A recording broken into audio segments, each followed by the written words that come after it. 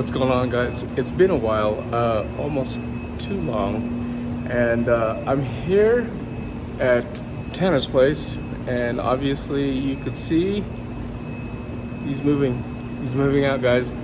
But his new location should be cool. I have not been there yet, but today, oh, let me see, we're really close up.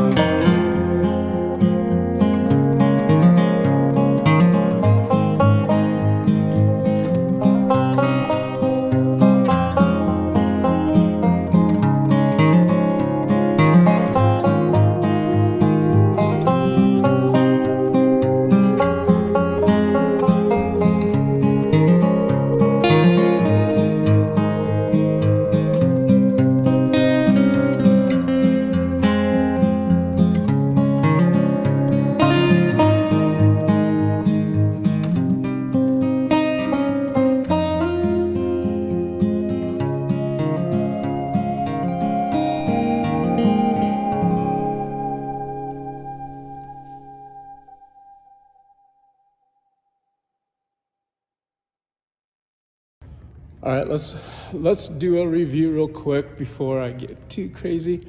I know I have a habit of just shooting, firing off and going for it.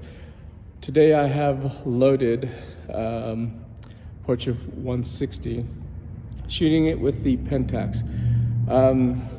We're back here reshooting this a moment of creation. Yes, well, today I had the film, took it to the film lab and brought it back, and it was blank.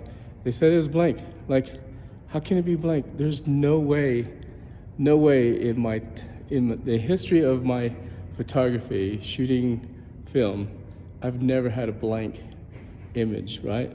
I used to laugh at a lot of people that do this.